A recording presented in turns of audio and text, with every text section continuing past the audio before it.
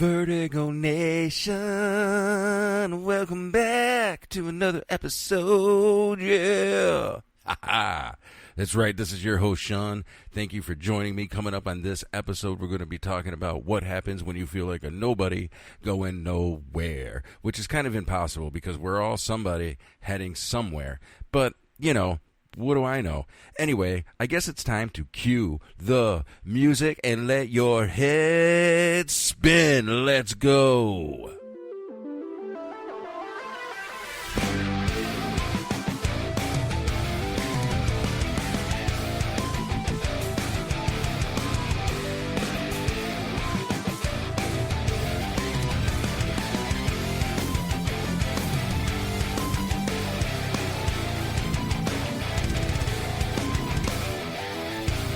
Vertigo Nation, welcome back to another episode. This is your host, Sean. Thank you so much for joining me. Thank you for finding me. And, you know, go ahead and hit the subscribe button. Why not? You're going to love this episode if you're new here. I promise you, you're going to want to go back and listen to the other ones. You know, I'm confident in that. So go ahead. Just take a second right now and hit that subscribe button. I promise this is the podcast that will make your head spin. All right. Coming off the back of a great episode with Dr. Bagnell. If you have not had a chance to listen to that yet, please go back and listen to it. I also, that was my first time experimenting with Riverside, which I think I'm going to switch to full time as a podcaster. Riverside offers some great tools, and I really did enjoy it. However, it comes with a learning curve. I did try to record video with Dr. Bagnell and I, and there was an intense echo. Now, in fairness, my building was also experiencing an internet outage at the time, which I was unbeknownst to me. I didn't know that when we were recording that, and I almost lost the audio because of it. I was able to strip it from the video and then had to do a ton of work to get rid of the echo and whatnot. So I'm glad I was able to save it because that was such an amazing episode. I didn't want to have to go back and ask to re-record it. One, because it loses the vibe. You know, I love the excitement of, of it being new and fresh. I also look forward to having Dr. Bagnell on again. I think he was an incredible guest. I think that anybody who has already listened to it has agreed because I've gotten several messages, comments, emails saying that they want to hear more, which I think is great. I also left that conversation wanting more. I could have went 2-3 hours easily. That could have been a very long podcast. And the only reason we really didn't go any longer is because Doctor had patients, obviously, and he needed to get with them. So I am truly honored, excited by all the feedback. Huge thanks to everybody who's listening. And I think Dr. Bagnell was an incredible guest. And yes, I hope that there is plenty more to come, but also other guests that want to join. I mean, and here's a great point, right? I'm setting up Riverside now. If you want to do a podcast, he was in South Florida, for crying out loud, Miami area. So, I mean, we have the capability to do it. So get on the horn, go and get it. My email, vertigopod@gmail.com. And people are also finding me on my personal email, which is absolutely fine because it is what it is. But that's smacked76, so SMACD76 @gmail.com. Either one of those emails will get to me, and we can get you scheduled and get you on the show. Because this is not only the podcast that makes your head spin, but it's also, I think, the podcast where everybody has a story. And this is a place where you can come and you can share your story. With that being said, one of the things that I was thinking about, because my life has taken this incredible turn for the better. I'm in a really positive space. I think that you can tell that in the new episodes, Vertigo for the Hardcore especially, rebranding myself. But I think that people are also catching that fire of, like, there's a new Sean that's coming out, and I'm really excited about it. And I've got a long way to go, which is why I'm doing this podcast today. In the introduction, I talk about feeling like a nobody going nowhere, because I very much felt like that. I very much had this part, or I was in this lane in life where I was just, had the cruise control set, man. I was just cruising down the highway, and it was all straightaways, and I was just trying to get to my destination. I wasn't really enjoying the ride very much. And things have changed for me. And I've got kind of this new outlook on life. And I'm approaching it with a different lens and positivity also. And also just really learning about me and not really being ashamed anymore of who I am. Like understanding this is who I am. And yes, there are changes that I want to make, but this is who I am. Like it or lump it, this is who I am. And again, not to say that there aren't changes for the better that need to be made, but also understanding that not all of me is bad.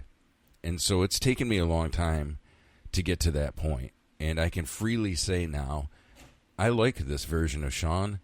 I'm excited to see what's coming up next instead of being a little bit maybe fearful or anxious about what could be coming. So big changes.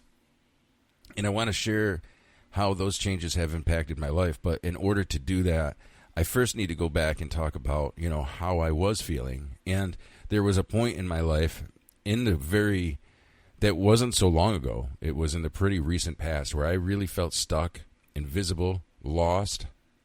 And I felt like life's demands were just too heavy, I think some of that was burnout. I think some of it was unrealistic standards that I had placed on myself. I think I was exhausted. I think that there was a lot of things that were going on in the background. I think my relationship wasn't healthy. I didn't want to deal with it, though, because I didn't want to acknowledge that maybe we had gotten into the space of being in an impasse where things just weren't going to get better without really making drastic decisions or choices. That's tough too. Like who wants, it's hard. And all this was coming up at a time. It's like, I knew I needed to do it. I knew I needed to do it. But also, I don't know how to, but it's fair. It's scary, I guess, it's scary. Change is scary. I think that a lot of us end up in that space where, making changes feels like just, what if nobody likes us anymore? And there's all these things, at least in my mind, that go on, right? If I make changes, then what if somebody doesn't like me anymore? If I make changes, what if I don't like me anymore?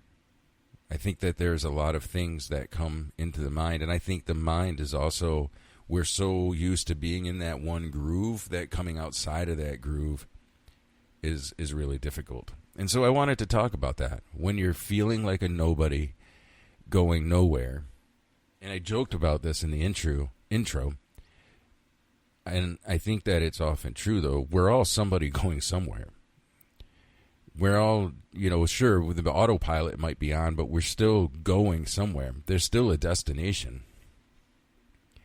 And I think that we just have to come out of this negative I needed to come out of this negative self-talk, and I needed to start making some proper changes. And for me, it was just really starting to embrace change, not being scared of it, and also understanding that I needed to look at things through a more positive lens, that not everything is dreary and dreadful. I needed to really change my mindset.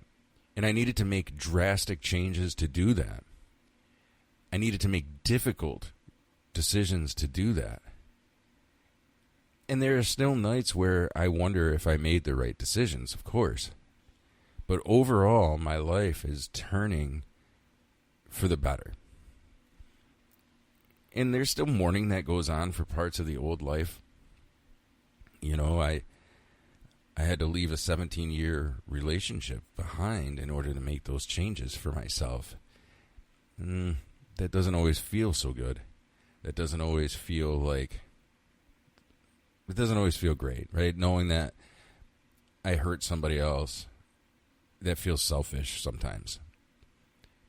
And I also think that it's necessary. So that's really difficult. And I haven't, and I can't, again, there's no letters. Any of those who are just joining me, maybe this is the first podcast that you've listened to, there are no letters after my name. This is just a blue-collar guy and my spin on the world, hence vertigo. And also struggling with vertigo, as you probably heard if you listened to Dr. Bagnell and I talking. If you haven't listened to that episode, you really need to go back and listen to that episode. I'm telling you, that was a lot of fun. It was a lot of fun to have a guest on again. I had forgotten, actually, how fun it is to have a conversation with somebody else.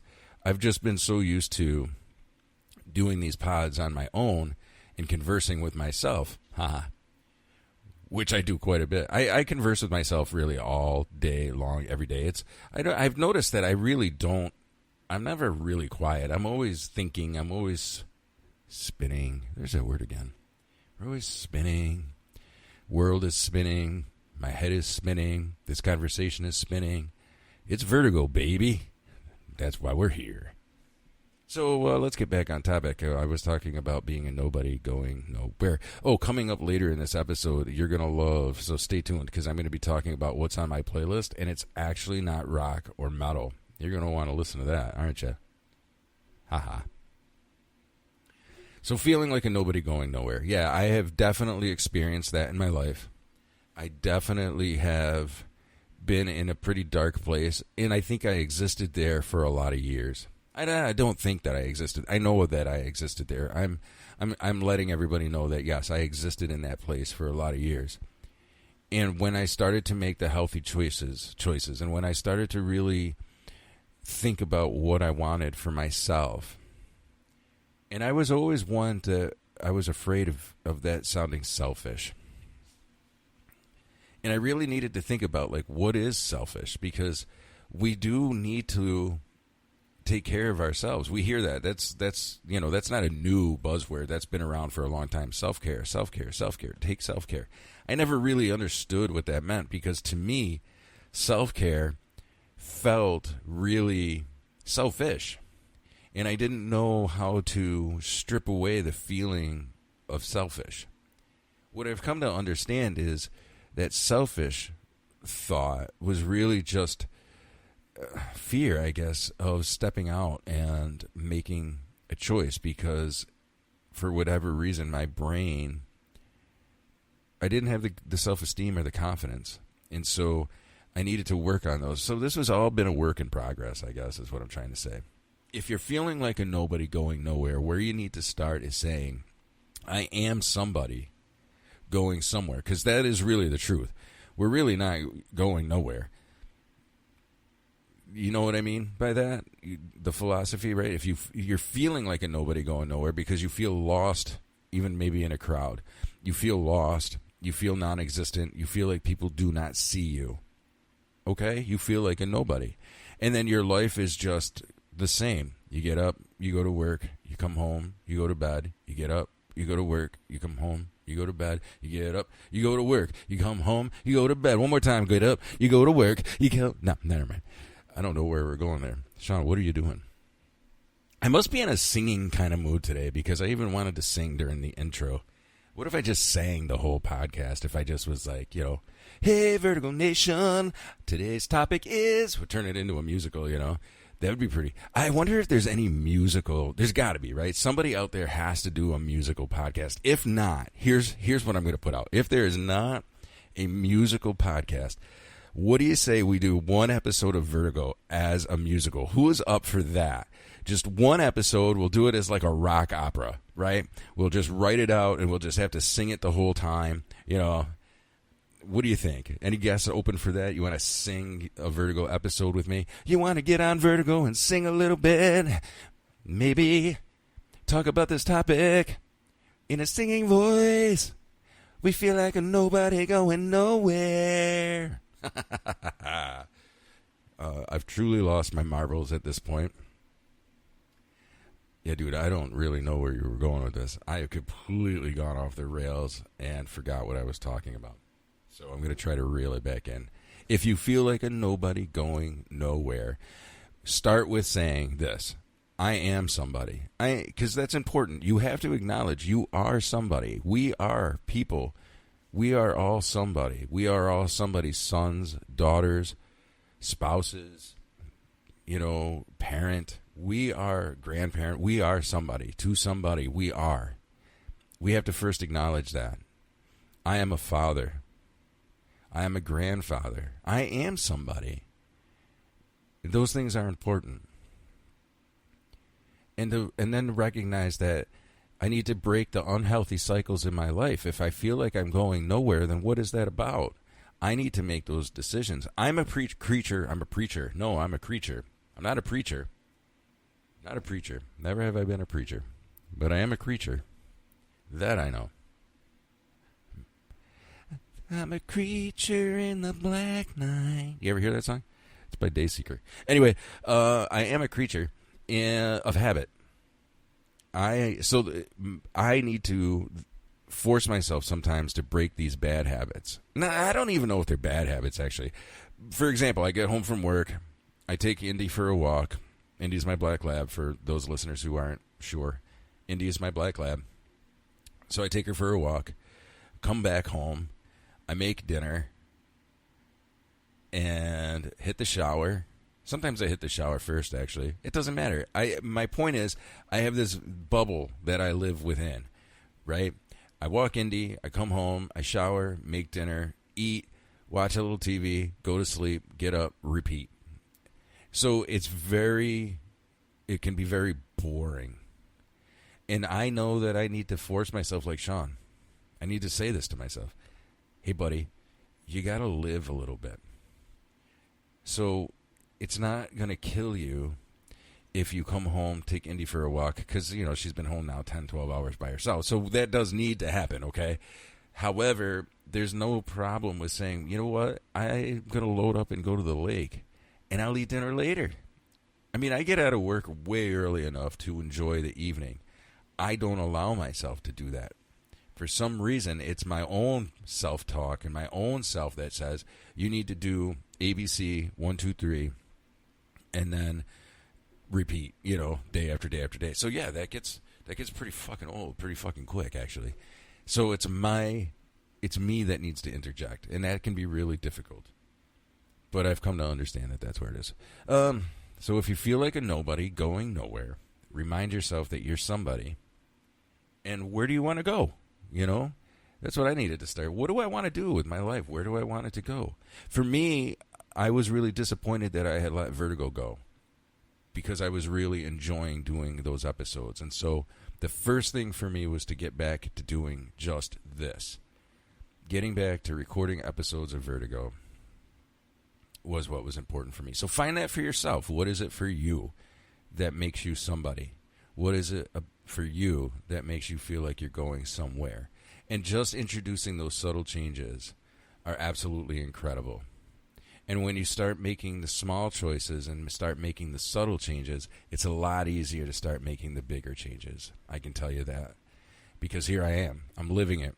I have, honest to God, felt happiest probably in the last month. It's really caught fire. June was a tough month for me, but it's starting to pick up. I'm starting to catch a fire, and it's coming. And the ground is shaking, and it's rumbling. This is the dramatic episode. I'm going to take this Vertigo episode is going to be Vertigo for the Hardcore, the dramatic episode. This is the Drama Llama. Welcome aboard. Anyway, what is on my playlist? Actually, before I go there, I got to tell you, I'm a kid of the 80s. I've mentioned several times my age over the course of all of these podcasts, so I'm not going to repeat it again today. How old are you, Sean? Doesn't matter. Yes, it does. Tell everybody you know you want to. I've had this weird fascination with age since I was little. I don't know. I remember even having friends in school pick on me. I remember listening to the Beach Boys, and I remember making a comment, I wonder how old they are, and I remember one of my friends looking at me and go, like, what the fuck does it matter? Like, who thinks about that stuff? But I'm always thinking about age for some reason, and I don't know why. I don't know where that comes from. It's a weird tick that I have. That's my tick. I have this weird thing where I'm always, like, wondering, how old is that person? And I don't know what the hell that means, actually. I have no idea. Like, what does age I don't know what because it doesn't matter to me. Somebody could say, "Oh, I'm 23, I'm 26, I'm 38, I'm 44, I'm 102." It doesn't matter. I'm just like, "Oh, okay." Just knowing for some reason, I'm like, "Oh, cool. Okay, thank you." Thank you for sharing that. Maybe it's because it's those questions that you're not supposed to ask, like how much do you weigh and how old are you? Well, fuck, let's just get it out of the way. I weigh 170 pounds and I'm 50 years old. There you fucking go. Ha! Where was I going? I completely have derailed now. I have no idea. Holy shit. What did that even matter? Where were you talking about, buddy? Where were you going with that? I watched the He-Man Masters of the Universe movie. That's where I was going with it. Holy hell. Okay. So here's the deal. I'm a kid of the 80s, yes, and I used to come home and watch the WSTM Club. That was a thing out of Syracuse, New York. So if you're not from the central New York region, you probably have no idea what I'm talking about, even if you are a kid from the 80s, and that's fine. That's fine. I'm sure you had something similar in your area, I think, probably, right? But for me, anyway, it was the WSTM Club. I'd get home from school, and I think I've talked about this in past episodes, so I'm gonna tell you again. So if you already heard this story, this would be the time for you to you just tune out for a minute, or roll the window down, order that coffee, whatever. If you don't want to hear the story again, but it's a good story, so I encourage you to just stay tuned and hang on a minute because it's not going to last that long. So I was a kid of the 80s, and I belonged to the WSTM Club, which was just a way probably for the network to make some money, I'm sure. Because I was too young to even really know what that meant. But I know I had a little card for my wallet that I thought was pretty cool. So that was interesting. And so every day after school, you would put on Channel 3, which was what WSTM was. And they had cartoons, He-Man being one of them. He-Man, Ghostbusters, Scooby-Doo. The Ghostbusters was kind of like that one always changed. Because I remember I always being disappointed when the Ghostbusters cartoon came on. Because the Ghostbusters cartoon, in my opinion, wasn't that great, I guess. I liked He-Man.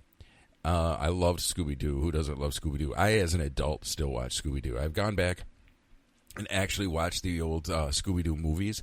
And that's when they had all the guest stars in there. For example, they had the Harlem Globetrotters. I don't know, whoever was big at the time. Gosh, I'm going to have to Google it. But I did go back and start watching some of the Scooby-Doo movies where they had the celebrity guests drawn in there. And that was so cool, right? I mean, who doesn't remember the Harlem Globetrotters episode when they were on Scooby-Doo? That one was probably one of my most favorite episodes. Do people still know who the Harlem Globetrotters are? That's a good... I'm going to do that. If I remember by the time this episode ends, I'm going to put a little poll up to see just how many people remember the Harlem Globetrotters or even got to witness the Harlem Globetrotters. I don't catch them on TV anymore. They used to be on TV. I remember it kind of being like a Saturday night or Friday night. I don't remember what night, but kind of like a special event when the Harlem Globetrotters would be on TV facing whatever professional team. And it was always cool to kind of tune in. But like I said, I think they're still around. I don't know. I'm going to put a poll up, though, if you've heard of the Harlem Globetrotters or not. Anyway, moving on. I watched the He-Man Masters of the Movie. I watched the He-Man Masters of the Universe movie last night, which doesn't matter what night that was. I watched it the night before recording this. And it was okay. It was all right. I mean... I thought it was cool. Dolph Lundgren was in it, and he was in the first Masters of the Universe movie, I think, which was 87 or 88. So it was kind of cool that he was in that movie, and kind of so it's not like they tried to cancel that movie out and say it wasn't a true reboot. I guess they didn't try to pretend that the movie didn't exist, but it was pretty good in that aspect. Like there was little Easter eggs like that I thought were kind of cool. And I do think it was kind of cool that they tried to stick to the original Hasbro toy line and kind of make it feel, nostalgic for those of us who would have remembered that. But I don't know. At the same time, it was missing something because it didn't really grab my attention to draw me in. In my opinion, it was very slow paced. And I guess it's the whole origin story thing. Why do we have to have so many origin stories? I don't really understand that. Every comic book movie, we need to do the origin story first. It's like, you know what, man? if you're making a movie on these characters, chances are we, the people, already know who the fuck they are. That's why we're going to the movie. We're going to the movie because we already know who they are. Nobody goes to the movie and says, I don't know who Superman is, but I think I want to go watch that movie. No, they're like, oh, Superman, that's cool. I used to read those comics as a Batman. Oh, that's cool. I used to read the Wonder Woman. Oh, that's cool. I read those. Nobody needs the origin story. You know? Like, enough, man. Just do the movie. And if you don't know who the character is and you've just shown up to watch the movie, which I don't know anybody. I mean, maybe people do that. Do people do that? They don't know who the character is. They just show up. What I'm talking about when it's like comic book stuff, like the people just are like, I don't think somebody who's never, ever, ever heard of Spider-Man. And is it even possible to like have never heard of Spider-Man? Is that possible? Is it possible in 2026 to have never heard of Spider-Man? If you've never heard of Spider-Man in 2026, then I absolutely believe in that theory where, like, I can't remember what it's called, but like Fruit of the Loom says that there's no cornucopia on their underwear. Bullshit. I saw a cornucopia. I know it's there. You can go on the internet. Reddit told me it's there. I know. I saw it on Reddit. It's there. I mean, Reddit's the front page of the internet, for fuck's sake. It's there. Shazam. What's his name? Never was in the Shazam movie. Bullshit. Pretty sure I owned it. I just can't prove it. What was that dude's name anyway? He was a comedian. Sinbad. Sinbad said, I never did a Shazam movie. Bullshit. I know you did. I know you did. You're all lying. Everybody's lying to me. No, I'm just kidding.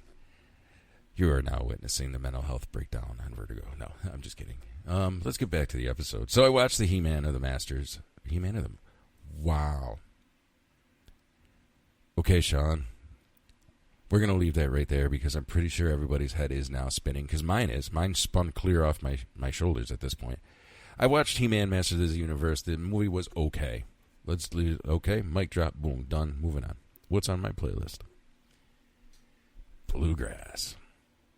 That's right. I created a bluegrass playlist on my phone to listen to at work. I forgot how much I enjoy bluegrass, first of all. Second of all, I created this really cool playlist on Apple Music called Smokin' Grass. Haha, you get it? I'll give you a minute to think about that. Okay. I created this playlist called Smokin' Grass, and it's all bluegrass. And I have forgotten how much I love bluegrass music. And I know there seems to always be these trends where musical genres kind of resurface. And for example, Billy Strings is really popular right now, and so I think there's a lot of eyes on bluegrass. However, I want to highlight a band that I think is absolutely incredible out of Canada called the Dead South. That's what's on my playlist this week as I talk about what's on my playlist. The Dead South. I absolutely... First of all, they covered the song 99 Bitter Beings, which, if you've never heard that song, back in the Jackass days when that was on MTV, Bam Margera, I think it's his brother, is in that band, Camp Kill Yourself, CKY. So they were one of these, punk, hardcore metal band conglomerates. They were a little bit of everything. But they did this song, 99 Bitter Beings. It's probably one of their most popular songs by CKY. Well, anyway, what was the name of the band? The Dead South. Wow, that's all I could say. The Dead South, Canadian bluegrass folk, I would call them bluegrass though, covered that song, and it was great. And that's what caught me first. And then I started listening to their other albums. And then, interestingly enough, I was sitting in a tattoo studio not so long ago, probably April, maybe May, getting some tattoo work done. And the artist was listening to the Dead South. And it just, so I just went back and revisited some of their music, and I absolutely love the Dead South. So if you don't know who I'm talking about, get on Spotify, Apple Music, Pandora, wherever you listen to your music, and dial up the Dead South and give them a listen, especially if you love acoustic, folk, bluegrass music. It kind of all falls into that same like if you're one of these people that gets up and listens to, now this is for my Central New York listeners, because outside of Central New York, I understand that you're not going to probably know what I'm talking about. But TK99 does the Blue Moon Cafe every Sunday morning. And it's just a radio program, and it plays, classic rock, but it's more dialed down, acoustic. So it's acoustic renditions of songs. You get like Tom Waite. Who else would who would be in there? I'm trying to think. Tom Waite. I can't think off the top of my head right now. So anyway, the guy who sang Gordon Lightfoot. Holy hell. Yeah, Gordon Lightfoot. Stuff like that, so it's that folkier 70s folky kind of music. Tom Petty, Bob Dylan, Peter, Paul and Mary, so the 60s, 70s folky stuff, but they have some more current in there as well. But if you like that kind of folky acoustic, then you'll definitely like the Dead South, I would think. I also see that there is kind of a resurgence of that folk music is coming back, or bluegrass even. There's another band called the Bridge City Sinners that I really like. They can be a little much sometimes with their aesthetic, and if you know who the Bridge City Sinners are, then you'll understand they have that like goth kind of thing. And I don't know, I'm not one. I mean, I understand that all bands have a gimmick. Some are just more so than others. Kiss, for example, is a band that is over the top with their gimmick. And after a while, I feel like it takes away from the music. And that can be a whole nother topic for a podcast. If so, that would be I would love to have that conversation with somebody, actually. There's two conversations I would love to have. One, I'm already in the mix of getting it scheduled. I'm going to be talking about punk rock. Not just a history of. I made a comment that I thought that the Grateful Dead were really the kind of the pioneers of punk rock, and that pisses a lot of punks off. But I'd love to have a conversation about it, and I've already got somebody in the mix who's going to have that conversation with me. So I've just got to get that scheduled. But then I would also love to have a conversation just about like when does the gimmick kind of overtake? In my opinion, like Kiss, the gimmick kind of overtook Kiss. And it became less about the music and more about the gimmick. And then for me, I lose interest. Slipknot, kind of similar too. Like the mask thing was really cool. But after a while, I think it just gets old because it's like the only thing that people really care about is what the masks are. And it's like, I want to listen to the music. I want to hear the music. So when it starts to take away from the music, I think it's like too much. So that's just my thought. What do I know? So, what's on my playlist? Yes. What is on my playlist? The Dead South. But I made this whole thing. So, let me go through some of the bands that are on this playlist. Again, I titled the playlist Smoking Grass, for anybody who cares. Maybe I'll share it. Maybe, you know what? I'm going to fucking share it. I'm going to share it on Apple Music. I'll open it up and share it. So, if you have Apple Music and you want to hear my Smoking Grass playlist, I'm going to put it as shareable so that people can find it. But, yeah, it's Yonder Mountain, Green Sky Bluegrass, String Dusters. There's some good stuff, but there's some great covers in there too. But the main band that I really was digging was the Dead South. So that's what's on my playlist. All right. Then I'm going to end the episode right there. This has been one crazy episode. This is definitely an episode that will make your head spin. If you have not listened to the conversation with Dr. Bagnell, it was the podcast that dropped before this one. I encourage you to go back. That one was so fun to record, and I am absolutely going to try and get Dr. Bagnell back so that we can have just a continuation of that conversation. I think, like I said, I got a lot of response and people wanting more, which is great, right? Leave them wanting more. That's what I was told by somebody once upon a time ago. Anyway, this is Vertigo. This is the podcast that will make your head spin. Thank you for joining me. Be kind, love one another, and remember two things. I don't care what they are, just remember them.